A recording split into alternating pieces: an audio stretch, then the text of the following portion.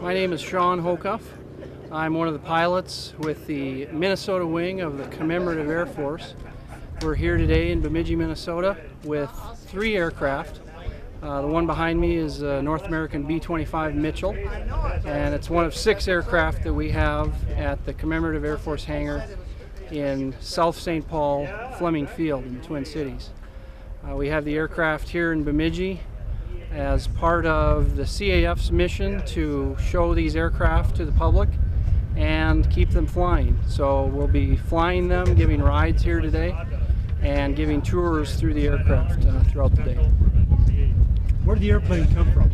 So this B-25 Mitchell was made by North American at Wichita, Kansas. North American was headquartered out in California, where their main factory was. They also had factories in Dallas, Texas, and Wichita, Kansas, where this aircraft was built in 1945. It was first assigned to Palm Springs, California Air Force Base, and then it spent a lot of years in Texas for the Air Force. It's a late model B-25, so it was originally built as a navigation trainer, so it was designed to train navigators for the Air Force. The aircraft then went to a private owner, was in Wisconsin, and in the late 70s it was acquired by the CAF. The aircraft was bought by the private owner from the government for about $2,500. The CAF unit got the aircraft in about 1980, and that's when an extensive 12-year restoration began on the aircraft.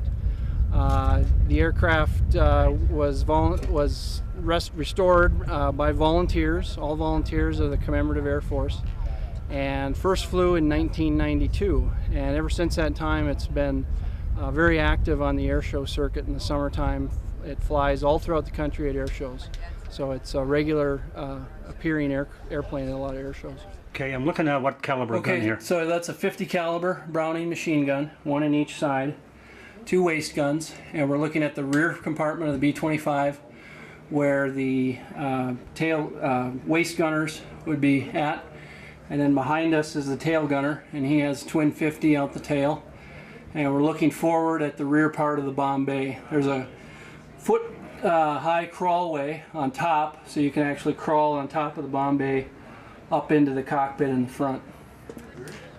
So you're looking at the tail there, tail gunner position, and that's a twin 50 tail stinger facing rear, and so that's the tail gunner compartment.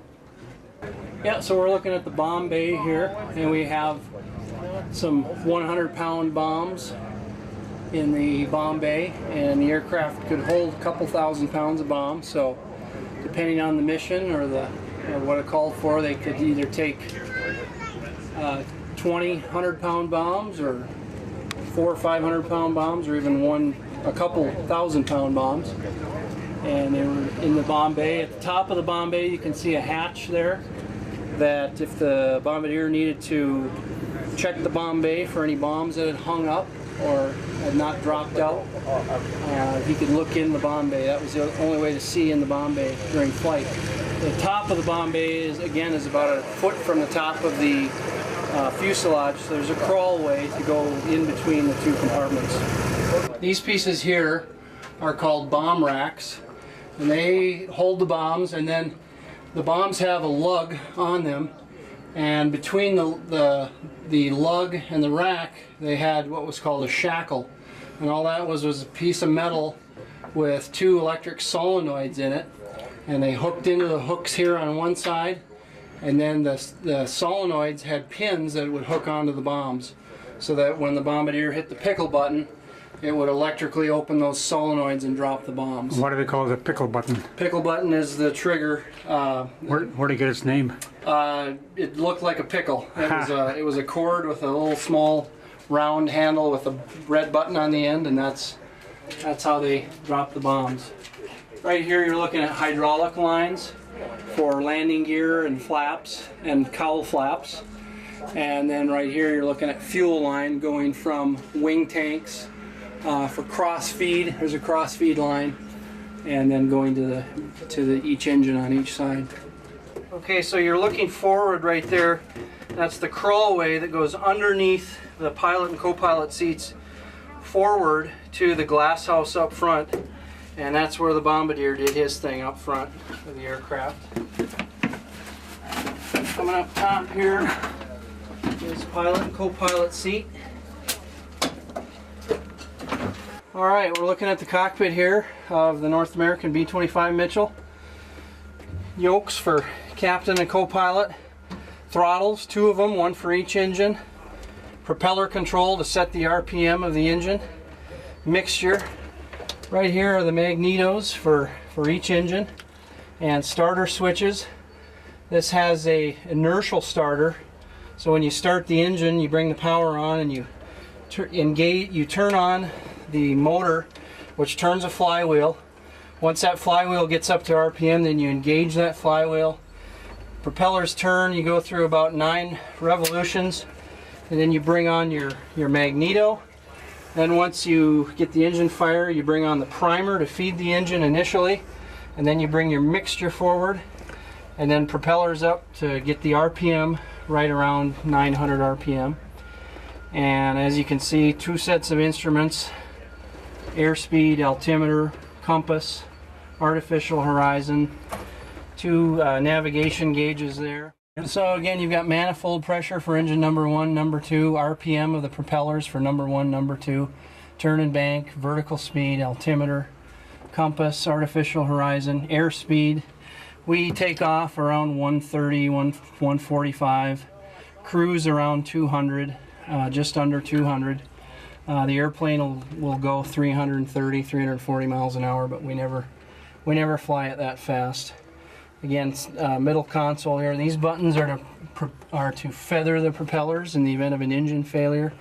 Press those buttons and it takes hydraulic pressure out of the prop hubs and streamlines the propellers. That's feathering the propellers. We've got modern instruments in here now. We've got 2 GPS units, makes it easier to navigate, and another set of instruments for the second in command. Down here we've got cowl flap controls. The landing gear control is actually under here. It's under this cover. We have that covered up for air shows.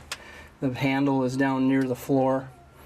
The aircraft has a supercharger. We never use it. It's not needed. We hardly ever fly the airplane above 10,000 feet.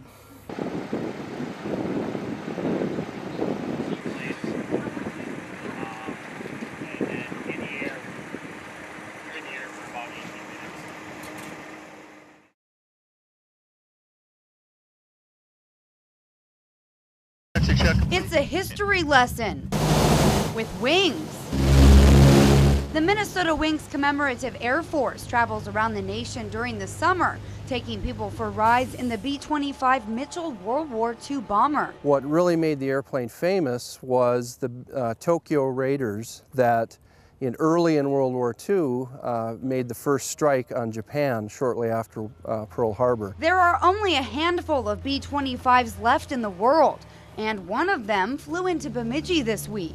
Show people the vehicles that the greatest generation used to fight the war and how difficult it was compared to today's military. And just as few and far between as the aircraft is the number of pilots who can fly the B-25.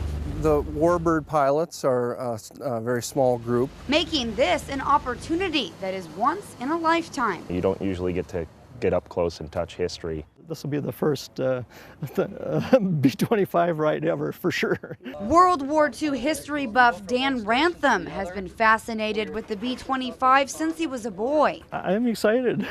I want to get out and get up, and I'm really looking forward to it. A Navy pilot from 1955 to 1959, James McGehee has made it a hobby, flying in old warplanes. Every opportunity I take it, and I fly one of them.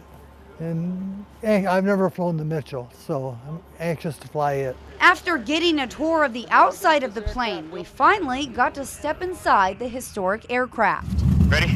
Yep, ready to go. Now that we're all set and ready to go, everyone has to wear these headsets here because it gets up to 190 decibels, which is basically the equivalent of a rifle shot for 12 seconds straight. And as the plane propellers started to spin, our excitement skyrocketed. Think of the history behind the B-25.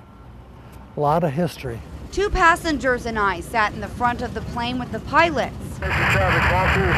With passengers in the back, the B-25 can hold up to about 8 people, but not comfortably. It's extremely hot and very confined. It's interesting. It's definitely a functional airplane. It's not an airliner.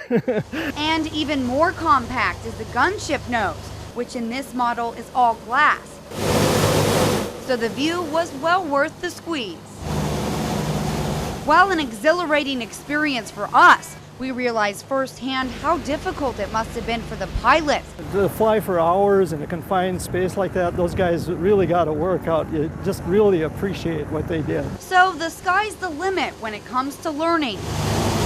And after only 20 minutes in this World War II aircraft, this is one history lesson learned on the fly that won't be forgotten. For this week's In Focus, Jamil Doneth, Lakeland News.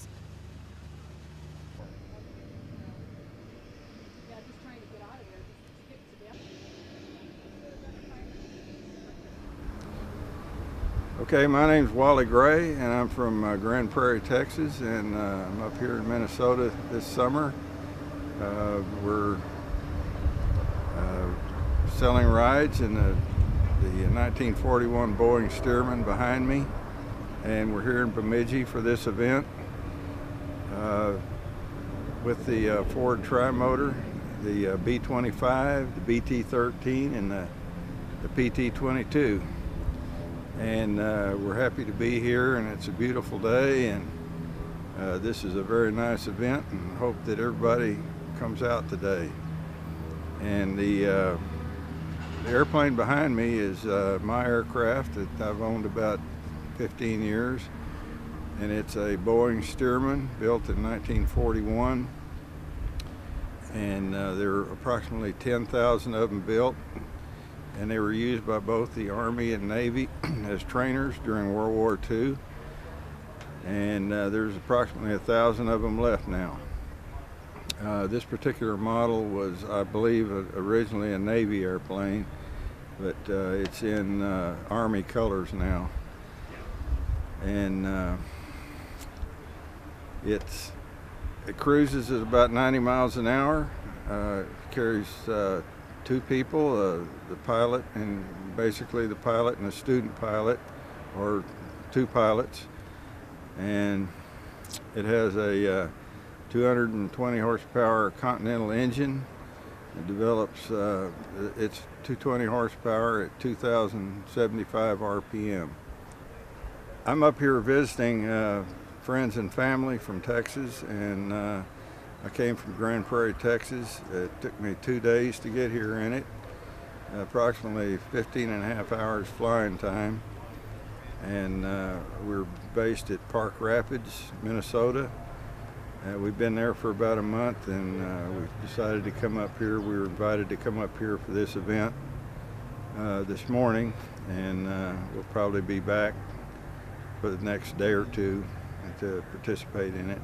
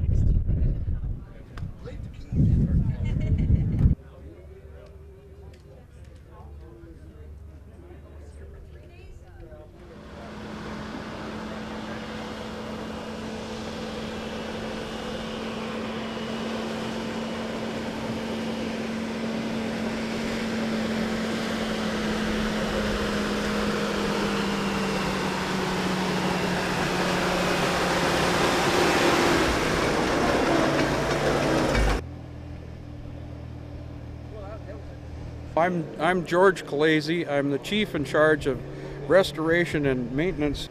This is a WC-21 Dodge Power Wagon that we have restored from the frame. We had a frame-off restoration. We've done all the body work, All the mechanicals I've done, motor, transmission, differential, brakes, every bearing, electrical system, and all the gauges, and it runs like a fine watch, and it's just like it is brand new. But we restored it in such a way that all the work done on it looks as if it was done in the field, like it would have been done during World War II. So I think this is a more accurate representation of the vehicle than one of the pristine restored ones that are a perfect straight panel and aren't a representation of a battle style vehicle. We went to great lengths to find the correct colors for the paint, the decals, the nomenclature on the hood is the way it was shipped from the factory with that off flat blue. We've completely restored the WC-21. We've had a member remake all the canvas. Our seats are all rebuilt and very comfortable.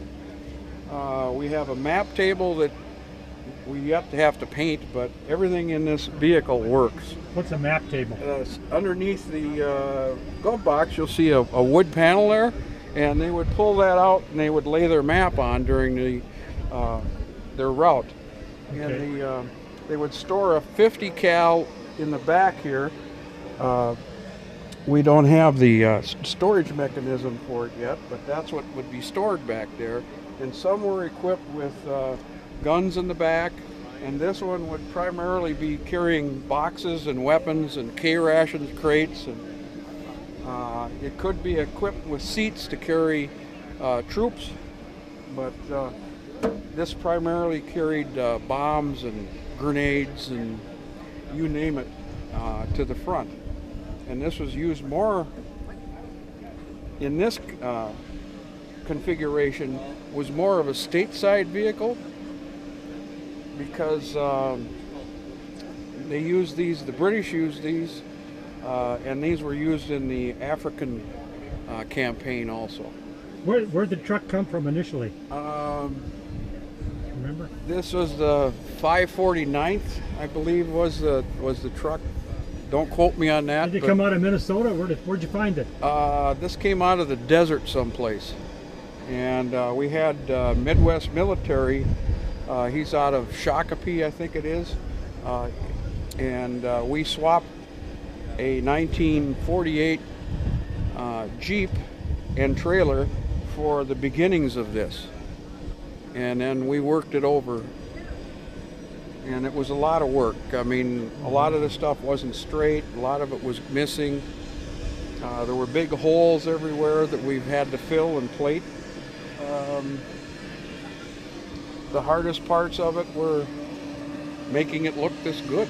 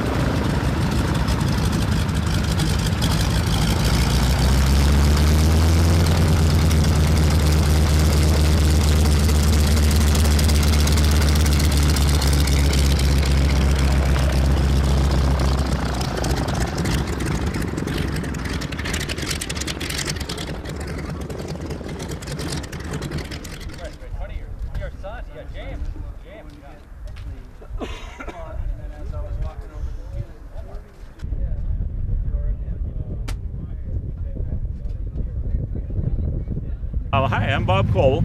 I'm a member of the Minnesota CAF, and this is an L-5. Stinson L-5 is based on a Stinson 108. It's got a 190 horsepower engine, as I recall, a Lycoming. As you can see, a wooden prop, non-pitch. You don't know way you can change the pitch.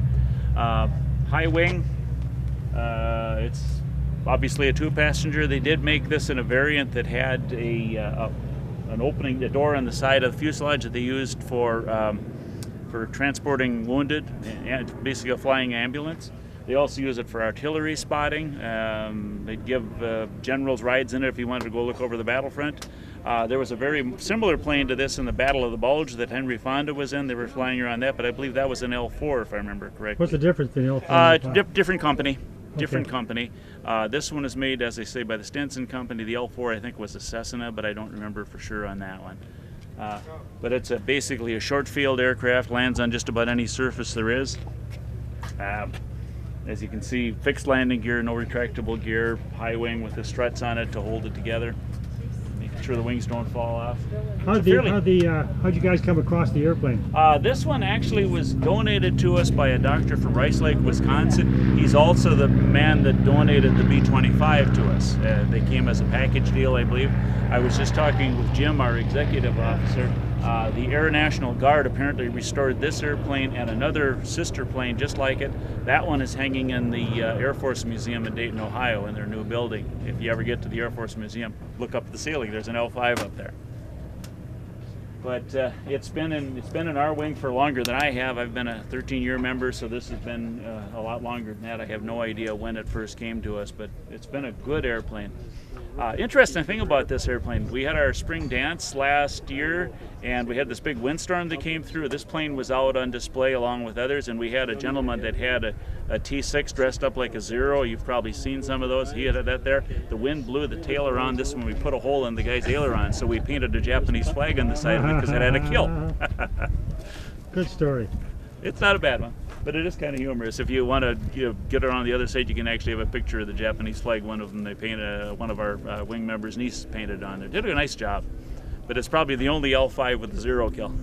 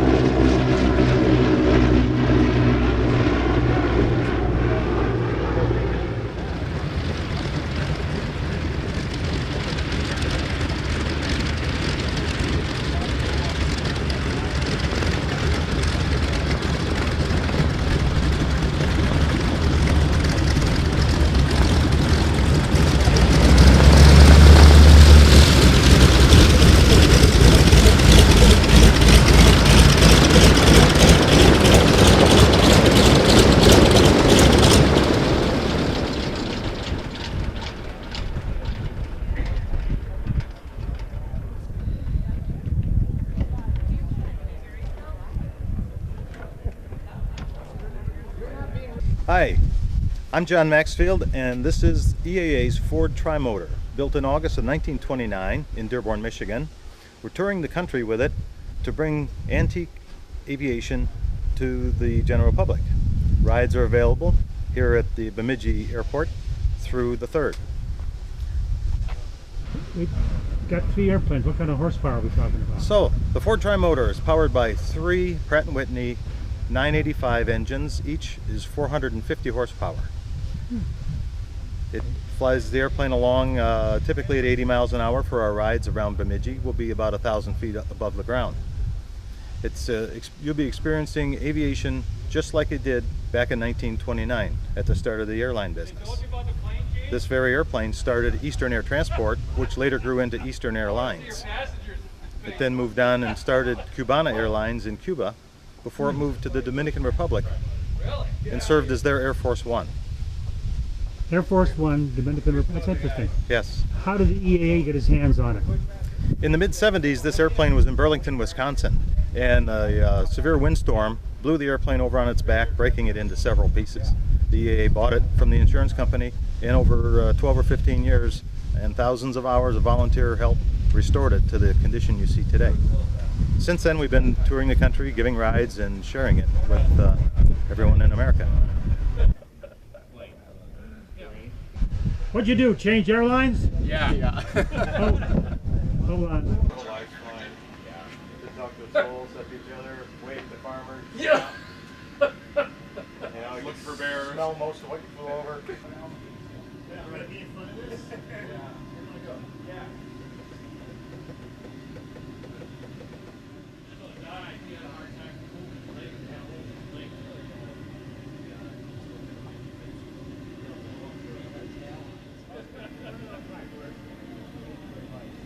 That was the first thing I was looking at. They're pretty dry. We got a couple inches in the center. So again, we never start the airplane without a fire gun. Before we even start the start sequence, we want to make sure the step is gone, there's no feet underneath, the area is clear, the chocks are removed. Once that's all ready to go, pilot listens for a slam on the door, knows he's pretty close, looks, sees his step, peripheral vision, walking away, things like that, and gets the okay from the starter. What's your okay? Who is positioned out here at the wingtip so that he can see the pilot's eyes. Okay? Able to see right there. Yep. So, ready to start, the pilot will go to start, okay? And what we really want to see is a point and a turn. Okay? Any other signal, it could be a lot of different things. So a point and a turn, a cut if one's running and we need to cut it. We'll start the center engine. These engines start real well. They're not prone to carburetor fires or anything. If we're looking for a fire, it'll be at the bottom of the engine by the air cleaner. And there's no air cleaner, but the round thing at the bottom of this engine. And the signal for fire is either this, okay, this is international, and if we see a fire, plant our feet. We're not going anywhere. But signal to the pilot. You want to point at where the fire is? Yeah, we have this one. Yeah. Okay. But he needs to know because they're going to evacuate the plane. Well, we're going to continue cranking the engine to try and suck it up. If we can't do that, at some point, the captain will shut down what engines are running if there are, and say, okay, we'll evacuate. So you keep the fire sign going as long as there's a fire, basically, and then you'll make the decision to cut the engine. When it sucks up in, just we're still good. Ready to roll. Yeah, we're good there. Okay.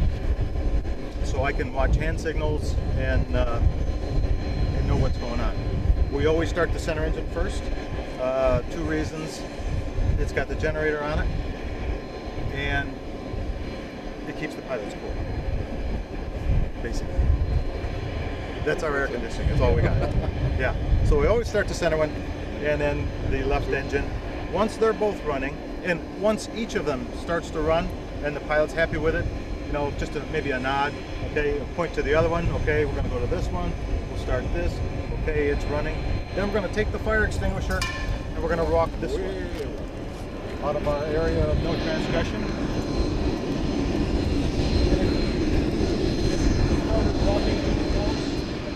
Now sometimes we'll fly 2 2 captains in the airplane. Sometimes we'll have press, sometimes a volunteer, a rider, sell the right seat. Whatever the guy in the right seat's saying, we're not going to pay attention to. It's the guy in the left seat. So we have to look across the airplane and pay attention to that person saying signals. And then once the 3rd engine is running, and everything is safe, the area is clear, we're going to release the airplane to the captain by absolute. That's the only signal we're going to give. That's the only signal the captain is trained to respond to. Waves, thumbs up, okay, none of that stuff. Okay, now, with that Cessna coming in, you'd want to...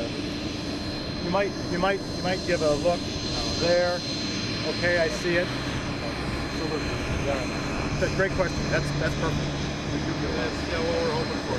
Yep. You being eyes. Yep.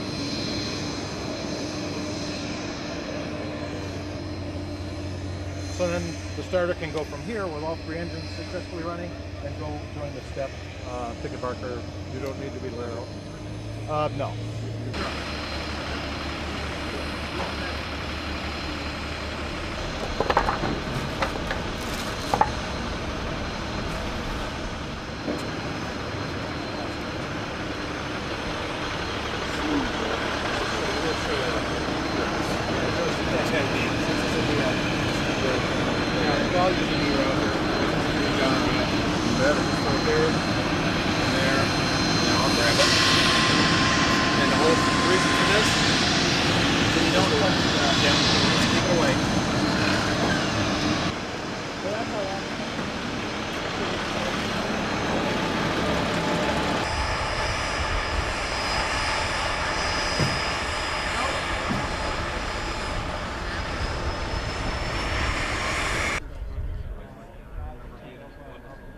The EAA is the Experimental Aircraft Association, based in Oshkosh, Wisconsin. Started in 1953, initially by people who wanted to build their own airplanes, but it's grown in popularity to the point that it includes anyone interested in aviation. The EAA's mission is to include people in aviation and grow aviation through education, outreach programs, and tours like the Ford Trimotor and B-17. Again, this is our 1929 Ford Trimotor built in Dearborn, Michigan. It's serial number 69 of 199 that were built between 1927 and 1932. This, as far as we're concerned, is the airplane that started the modern day airline industry. Henry Ford sold the airplane on safety and reliability. All metal construction versus fabric and wood, back in the 20s. 3 engines instead of 1, 2 pilots. He was a firm believer in air travel, and to make a profit. He thought he could do both, promote aviation and make some money, and he did it with the Ford Trimotor. And don't forget comfort. And comfort, yes. This airplane is fully enclosed. Prior to that, the pilot sat out in the wind. The passengers would sit out in the wind in the early biplanes. Absolutely. This airplane came with a lavatory and with a flight attendant, as we know it, a stewardess at the time, that would serve meals, and they were registered nurses, and that's what started the airline business. So this aircraft was revolutionary at its time. This aircraft was very revolutionary. Again, it started the modern day airline industry. It wasn't long-lived as the first line airliner. It served its purpose to get the industry going. It operated out of, for the most part, farmers' fields. It had excellent capabilities for doing that, but hauling people in a reliable fashion.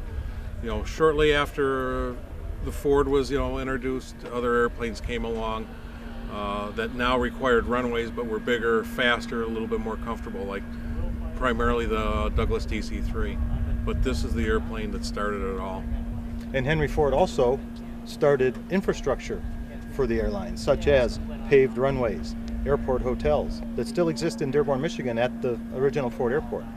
The Dearborn Inn, operated today by the Marriott Corporation, was one of the first airport hotels. Right. Well, as Doug mentioned, it started Eastern Air Transport, which grew into Eastern Airlines, and from there went to Cuba to start Cubana Airlines. From there, the airplane traveled to the Dominican Republic, where it served for their chief executive. It was Air Force One for the Dominican Republic, if you will.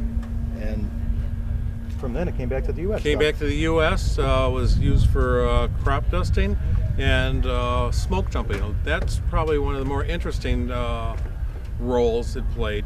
It took, just like today, skydivers, took them out into the fires, so they could battle it. And one of the unusual parts about this airplane, if you go around to the side, you notice that the door is square on the bottom. All the other Ford Trimotors are round at the top and round on the bottom, taking from the nautical history and the nautical heritage, like a boat hatch. This one, they especially modified to have a square bottom to aid in the smoke jumpers getting out. And we're the only ones that they have that from Johnson Flying Service. After that stint there, it was used for what we're doing today, barnstorming, going from town to town, letting people experience what it was like to fly an airplane in 1929, 1930. As well as being a movie star. A movie star, yes. It's got 2 films to its credit now. The Family Jewels with Jerry Lewis. And more recently, Johnny Depp. Johnny Depp in Public Enemy. That was filmed in, portions of it were filmed in Oshkosh, and it was just kind of neat having him around and being around the airplane. Because it takes off and lands in short distances, after the fire's out, this airplane could go into short mountain airstrips and bring the fire jumpers back out. Just the aircraft itself, the Ford Trimotor, not necessarily this specific plane. What other innovative features did it have versus older aircraft, and what else did it do? I mean, you've given me some real specifics with this specific aircraft, but what else did the Ford Trimotor do for aviation? Probably the biggest contribution to aviation was that this airplane is designed and built entirely out of aluminum. Prior airplanes had wooden wings, maybe steel tubing, fabric covering, materials that were a little more fragile, a little more prone to failure over time. I think there was a lot of proof of concept taking place in here with all these new materials and the idea of reliable travel, moving people to and from. So though it might not be physical, there were a lot of ideas, there was a lot of paradigms that were started with the Ford Trimotor. Because remember, back in the day there were no expressways, and it took maybe a month to go from East Coast to West Coast in a car with how many breakdowns at slow speeds on unimproved roads, things like that.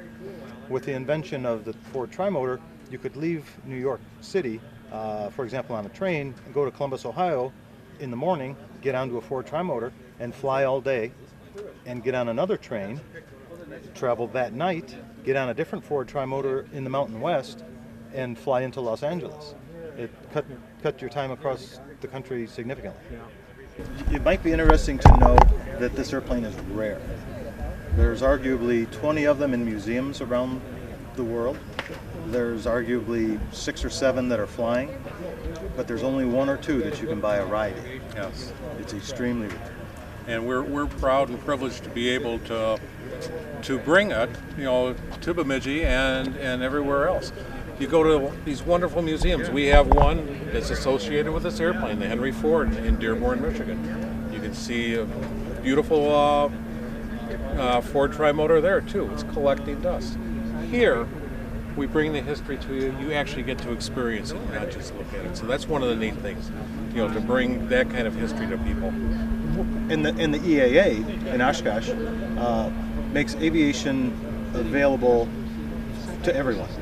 Young people, old people, regardless of your level of interest or what type of aviation you're interested in. There's educational programs for young people. There are summer camps for young people to learn math, science, technology, just life values through aviation. And we are the leaders in recreational aviation.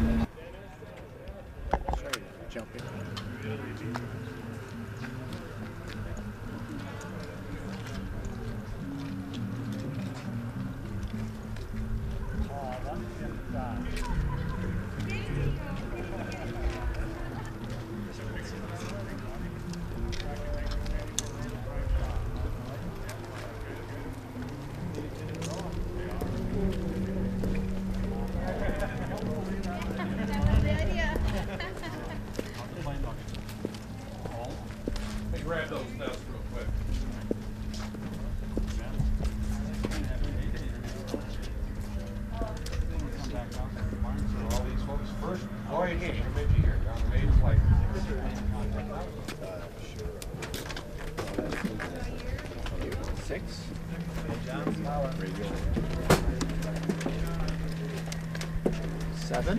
Oh,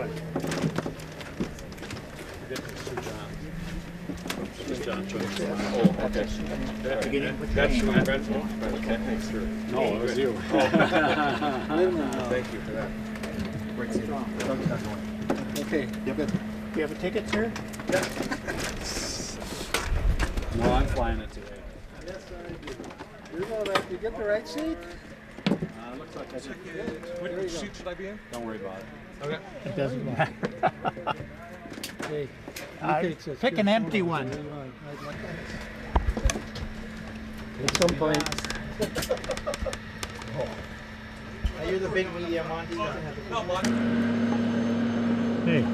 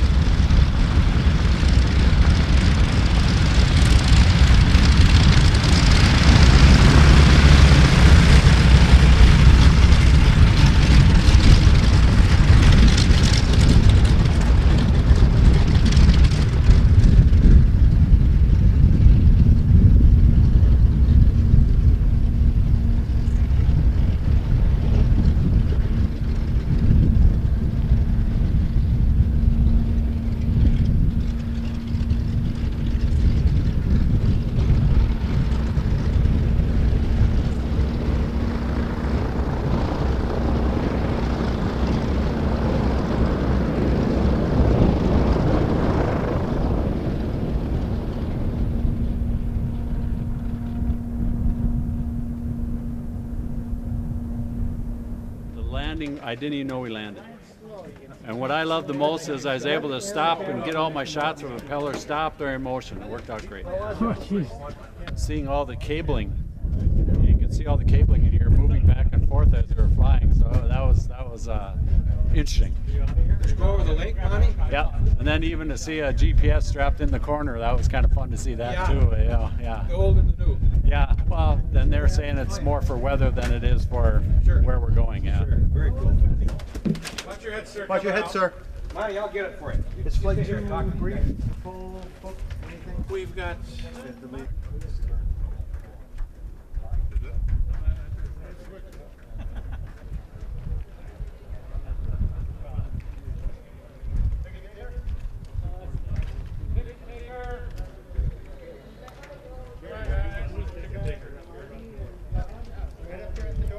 Guys, we're going to need you back here now, please. Stay away from the props.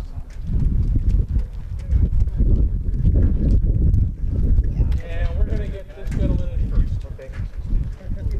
You can take cuts. Mark? I'm Mark. Hi, Mark. I'm John. Welcome aboard. Yeah, I'm Doug. Hi, Doug. We'll get you up. Give the ticket to you. Wait. Okay. Oh, yeah. Here you go. Okay. There you go. Got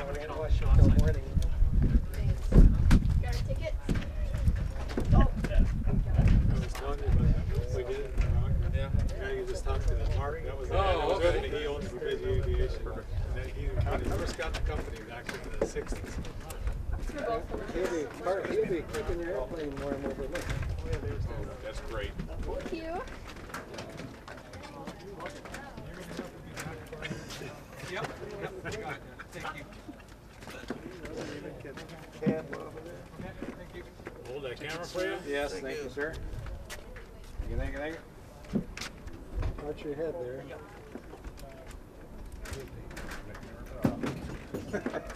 I didn't feel like I was authorized.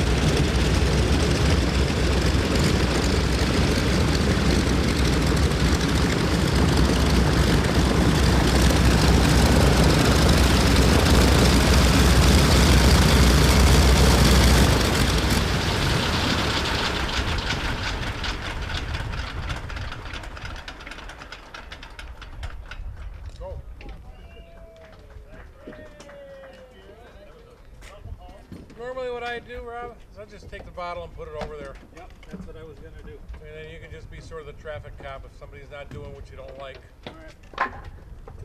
Don't get too goddamn close. Yep. You're getting too close. That's about it. Yeah, you show my sign too. Yeah, I had to try it out. How was that? Farther stuff I've ever been on a board. Did you have a good time? 2 times up in the air. Yeah, Good job there, Mark. We watched the flyer. Is that fun? You like it? That's good. Pull back, the houses get smaller, pull back some more, they get bigger. Would you do it again, Mark? Flying airplane. Would you do it again? Put one on the line? A little heavy on the controls for aileron, but other than that, it feels really good. Yeah. Yeah, we should have one of those. I can see that right now. Yeah. On float.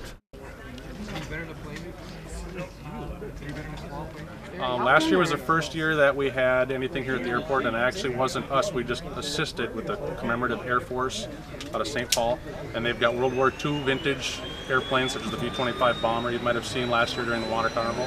And they're coming on Wednesday, so they'll be here with the tri-motor on Wednesday and doing their rides and flights throughout the rest of the week.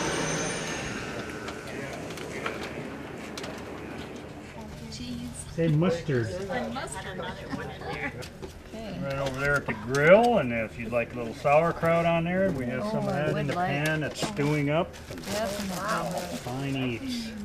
Brought from downtown meats. Wow, the best. Huh? Exactly, they really are. They are. Beautiful sandwich. Oh yeah. I love it. Yum. And then a little tiny brat, I'm sure. Okay. There you go. All right.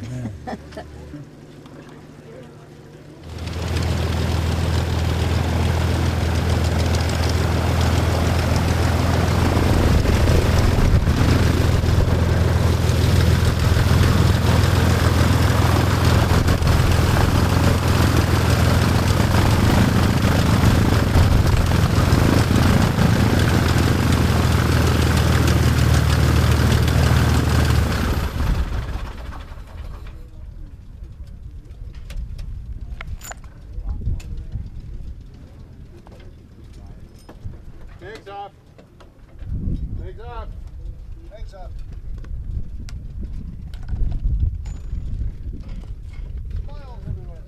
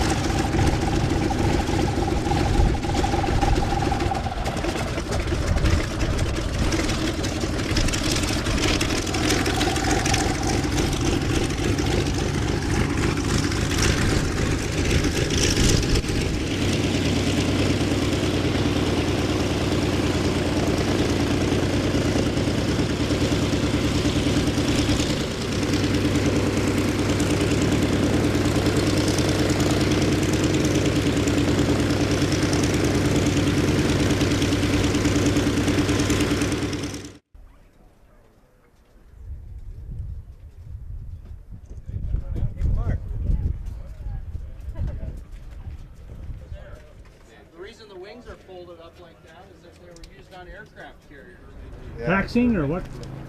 No, they parked a Corsair at the high school. Yeah.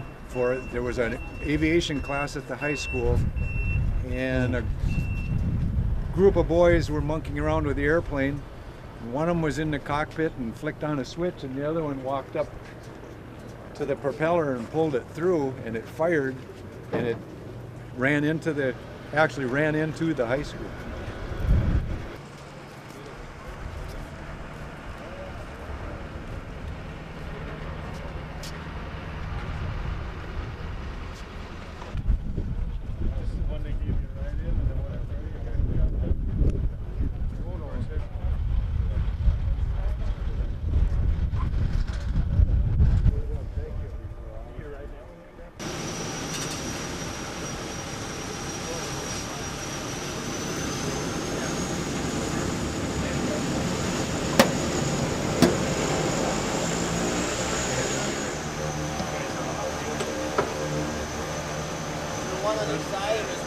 Yeah, the wing fold system on the Corsair, as you can see, lots of parts in it, really complicated. This cylinder runs a lock pin, so as the wing is folded down, it automatically pushes buttons on here, and the wing goes in, and there's a timing solenoid up front that runs the pin in. Fairly reliable system. There's adjustments, an adjuster bolt down in there with shims under it to set the position of the wing before the pin goes in. There's all this funny little linkage. All it does is closes the door on the top of the wing to cover the gap. So you can see a real complicated system for 1940s technology. The aileron system for the airplane is part of this. It's all on push rods, ball bearings, and bell cranks, so it moves really easily. If for some reason I break down and I'm coming back, I'll call you. Yes, the bell crank, there's two double bell cranks. There's one up here and one here, so when it's in position, they stand next to each other, and then it has a link rod that goes between them. So as the wing folds, it just bends on those two bearings. If you push it with your hand, what happens to the... So you can just wiggle it a little bit with your fingers. Yeah, I can see it. So the landing gear on the Corsair is kind of a unique gear. As it retracts, it folds aft and it rotates so that the outside of the wheel and tire face upwards in the landing gear well, so there's room to get the doors to close behind it. So the ingenious process that they decided on is they had a system of a collar around the tube with threads on it, and then at the top end they have a knuckle that's threaded into the wing on a 45-degree angle, so as you turn the strut, it rotates it for you. And then all of the linkage here is the lock system to lock the gear in position. So this lock is the down lock, so when the gear is down, it over centers, and it also, when you retract the landing gear, it folds and then it unfolds, and it is also the up lock. And this is one of the very, very few airplanes that I know of that uses the same lock to do the up and the down. Most have an individual system for each one.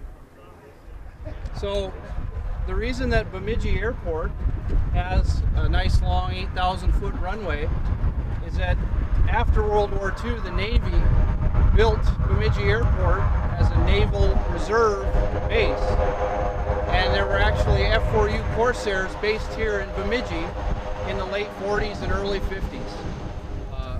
The airplanes that were based here in the 1950s were part of Naval Air Station Minneapolis-St. Paul at Wold Chamberlain Airport. It's a big airport. And they had a Naval Reserve unit there. And they had 6 or 8 F4U Corsairs assigned to Bemidji. And the reason that they were assigned here was that they would rotate Naval Reserve pilots from Minneapolis up to Bemidji for summer training and flying training.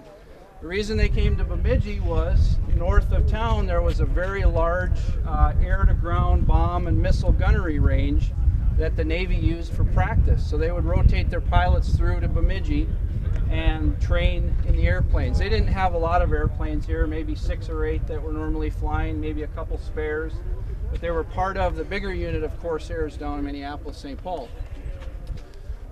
So that's how Bemidji got its nice-sized airport, because later on, after the Navy decided they were done with flying propeller airplanes and went to jets, they sold the Bemidji airport. They sold the Navy base to Bemidji, city of Bemidji, for $1, and that's how we got our wonderful airport here in northern Minnesota. An interesting thing, if you look out at these airplanes tied down in the grass, they're all facing with their tails to the northwest. And some research was done and found that those are the actual tie downs that they tied down the Corsairs over in the grass. There's a tie down on each wing, and then on the tail there's actually 2 tie downs, and that's, Eric, can you explain why that is the case? So it's on a tailwheel airplane, when you tie down the tail, you want to tie it at 2 points because the tail can swing around really easily. On a nose wheel airplane, you can't swing that nose wheel sideways, right? So that's, on a tailwheel airplane, you actually want to tie it down at 4 points.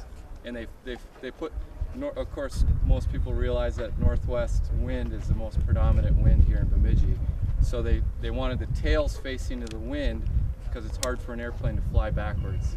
It's easy for an airplane to fly forwards, right? So if you had a 60-mile-an-hour wind blowing directly at the front of the airplane, sitting on the ground, an airplane can fly, right?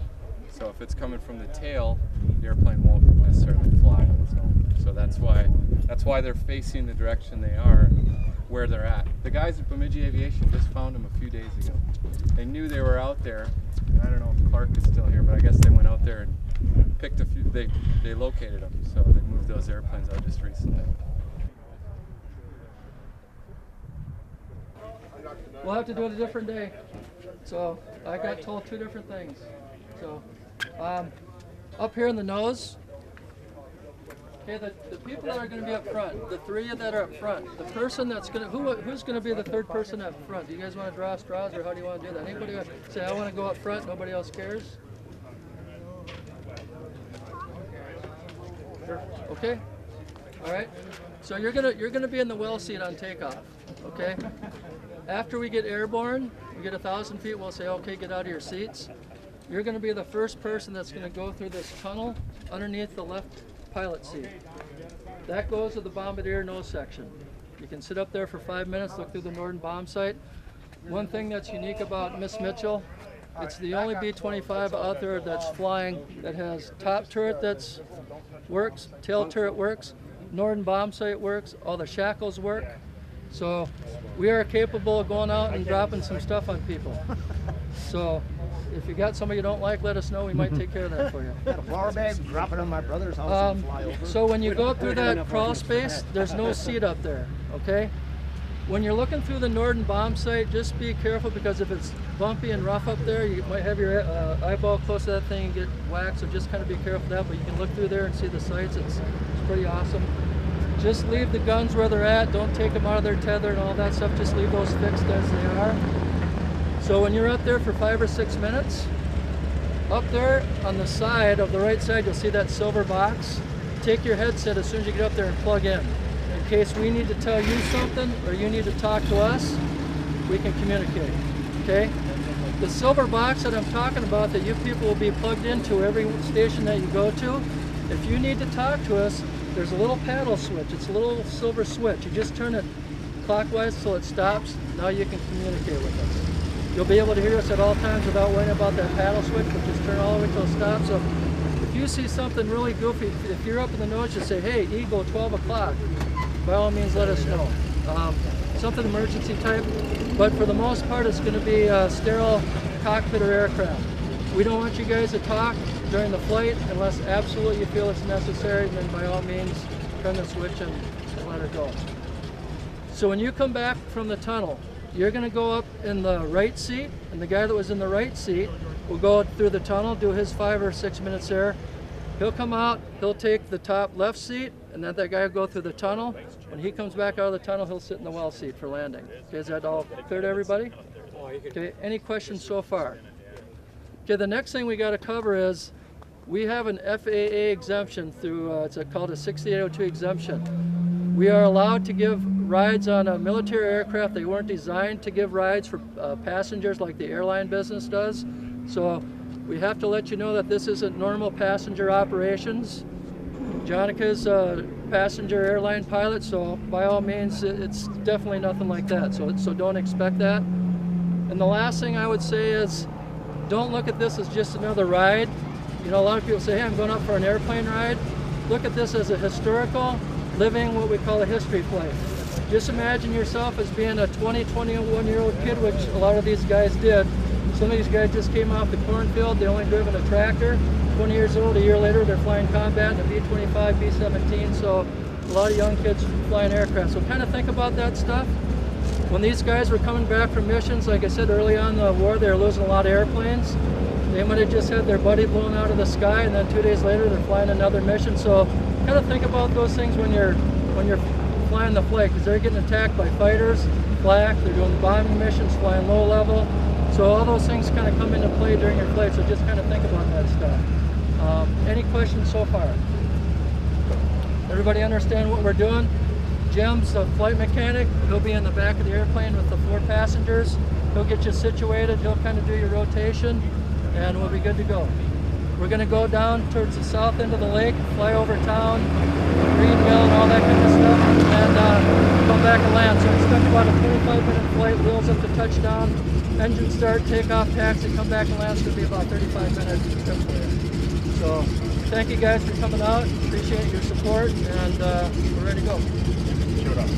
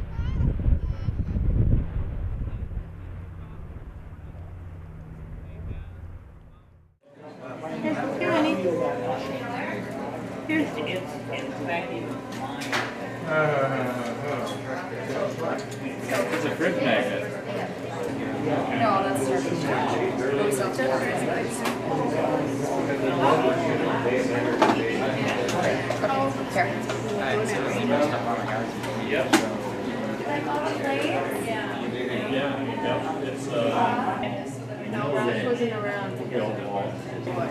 Yeah, they are, and they're the back ones. Yes, we sold those. How are you doing?